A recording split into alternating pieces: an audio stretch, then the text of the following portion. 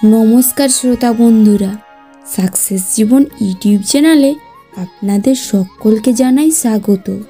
সুপ্রিয় বন্ধুরা, আপনারা কিভাবে বুঝবেন আপনারা ভাগ্যবান? আপনাদের ভাগ্যে প্রচুর টাকা আছে।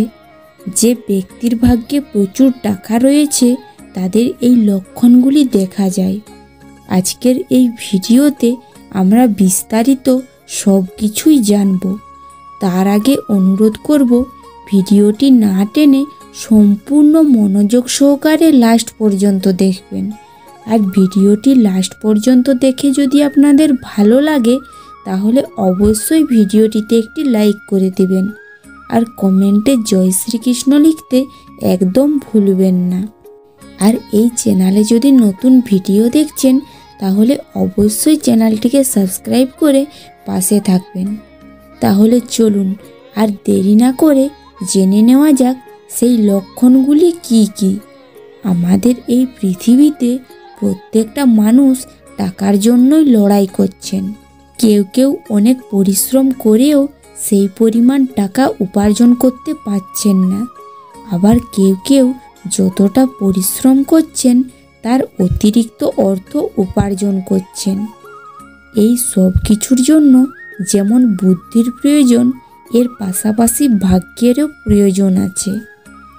যদি আপনার ভাগ্য আপনার সাথে না থাকে তাহলে আপনি যতই পরিশ্রম করুন না কেন কোনোভাবেই অর্থ উপার্জন করতে পারবেন না এবং সঞ্চয় করতেও পারবেন না।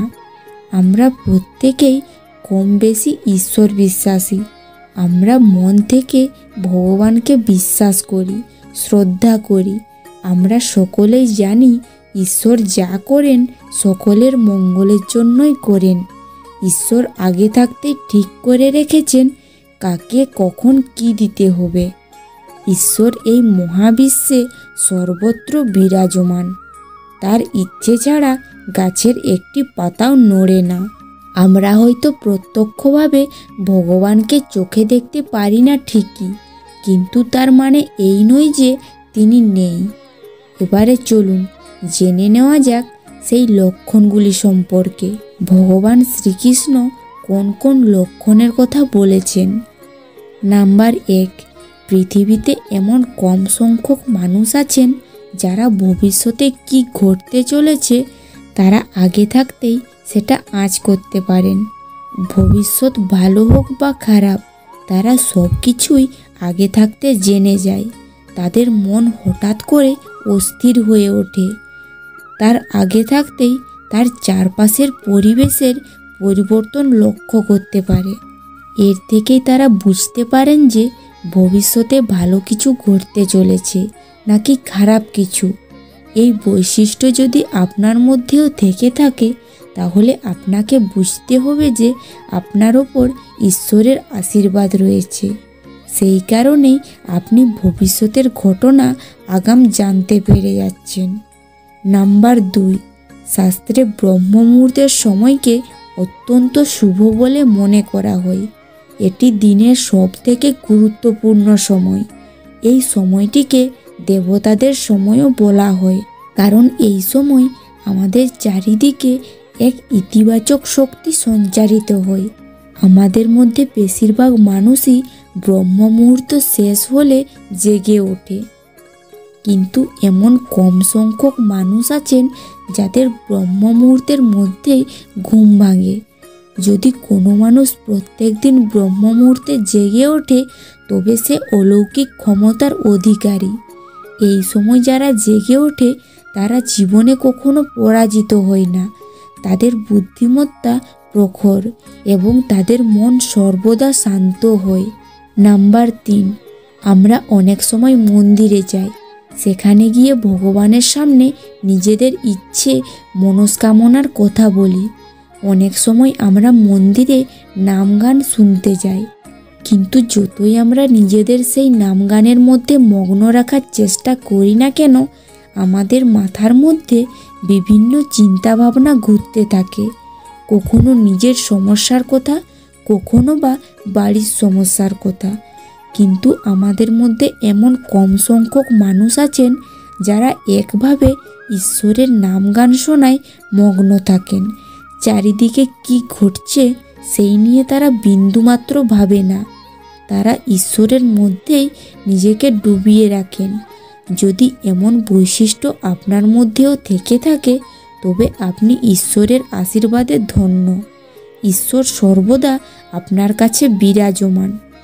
নাম্বার 4, আমাদের মধ্যে এমন অনেক মানুষ আছেন যারা শুধুমাত্র নিজের ভালো থাকার কথা ভাবতে থাকে।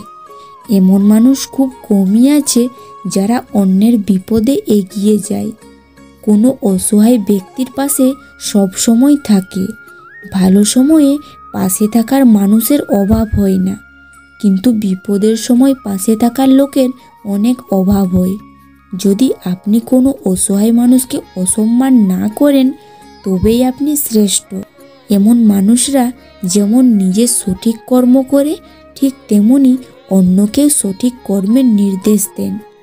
এই সকল গুণ যদি আপনার মধ্যেও থেকে থাকে তবে নিশ্চয়ই ঈশ্বর আপনার প্রতি কৃপাদৃষ্টি দান করবেন।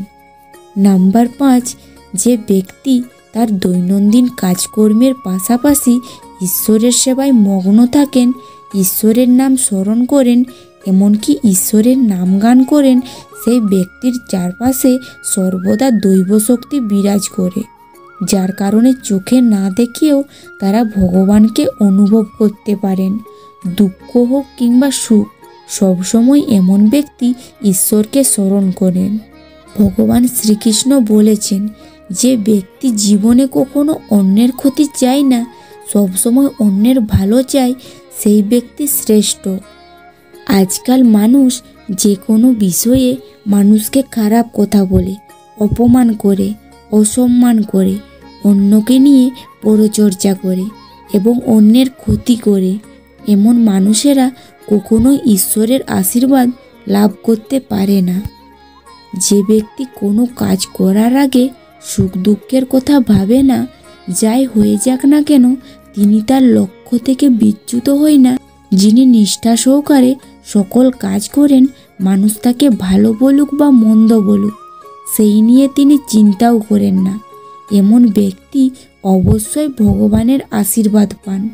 যে ব্যক্তি নিজেকে ভগবানের চরণে সমর্পণ করেন সেই ব্যক্তি কখনোই দুঃখী থাকতে পারেন না, কাউকে কষ্ট দিতে পারেন না। এমন ব্যক্তি সর্বদা সত্যের পথে চলেন, মিথ্যাকে কখনোই প্রশ্রয় দেয় না। এমন ব্যক্তির ওপর ঈশ্বরের সর্বদা আশীর্বাদ থাকে। তো বন্ধুরা, আপনার মধ্যেও যদি এই লক্ষণগুলো থেকে থাকে তাহলে বুঝবেন ঈশ্বর আপনাকে সর্বদা কৃপা করেন, আপনার ওপর ঈশ্বরের আশীর্বাদ রয়েছে। সুপ্রিয় বন্ধুরা, আজকের ভিডিওটি এই পর্যন্তই। ভিডিওটি কেমন লাগলো অবশ্যই কমেন্টে জানিও। ভালো লাগলে ভিডিওটিতে একটি লাইক করে দিবেন আর কমেন্টে জয় শ্রীকৃষ্ণ লিখতে একদম ভুলবেন না। আর এই চ্যানেলে যদি নতুন ভিডিও দেখছেন তাহলে অবশ্যই চ্যানেলটিকে সাবস্ক্রাইব করে পাশে থাকবেন। দেখা হবে আরও একটি অন্য কোনো নতুন ভিডিওতে। ততক্ষণের জন্য ভালো থাকবেন, সুস্থ থাকবেন। ধন্যবাদ।